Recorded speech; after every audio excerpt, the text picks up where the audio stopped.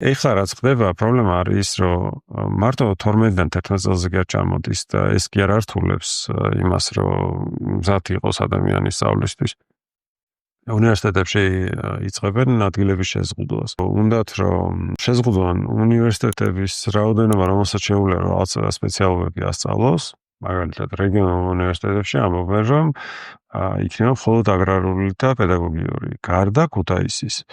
ან მაგალითად ბათუმში ცხოვრობ და გინდა სამართლის სწავლა, ან ქუთაისში უნდა წახვიდე, ან თბილისში ვეღარ ისწავლე ბათუმში, ან თელავში თუ სწავლობ და იგივე პრობლემა კოლში და ახალციხეში და ზუგდიდში.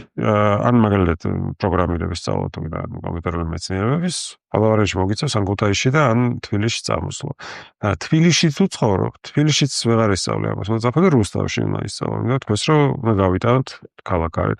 რუსთავში სად უნდა ისწავლო? მაგაში საქმე რა არსებობს ის უნივერსიტეტი სადაც უნდა ისწავლო, რეგიონებია რომ ახლა გავყიდით შენობებს თბილისში და იქ ავაშენებთ ახლებს.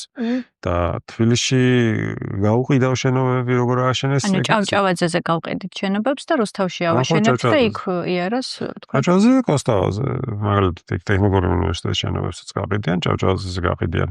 თბილისის სახელმწიფო უნივერსიტეტის შენობებს გარდა პირველი და მეორე კორპუსს რო დააზუსტეს, რომ სულ გადარეული ხალხი. რა ვიცი, მესამე, მეოთხე, მეხუთე, მეექვსე, მეშვიდე, მერვე კორპუსებს, ილიას უნივერსიტეტის კორპუსებს და იქ ავაშენებთ, რომ მე რუსთავში 64-ესო და ის 64 ჩვენ ვერ მივახციეთ იმას, რომ სკოლაში ტუალეტები დაასუფთავონ და ვერ მივახციეთ იმას, რომ მართლა რაღაცა ღირსების შემლახავი აღარ იყოს ბავშვისთვის და გნებავთ მასწავლებლისთვისაც ამ ტუალეტებით სარგებლობა 13 წლის განმავლობაში და ეხლა გვინდა რომ ჭავჭავაძეზე უნივერსიტეტის შენობები გავყიდოთ და რუსთავში ახალი კამპუსები ავაშენოთ და თან მოვასწროთ ეს როდემდე, როდის უნდა მოხდეს ეს ყველაფერი. არავინ არის, ანუ ამბობენ რომ 3 წელიწადში უნდა გავაკეთოთ ყველაფერი, მაგრამ 3 წელიწადში შეუძლებელია ამ კამპუსების აშენება. ეგ ფაქტია, 7 წელი მაგალითად დადიანის ქუჩაზე სკოლა დაანგრიეს, ვერ ააშენეს და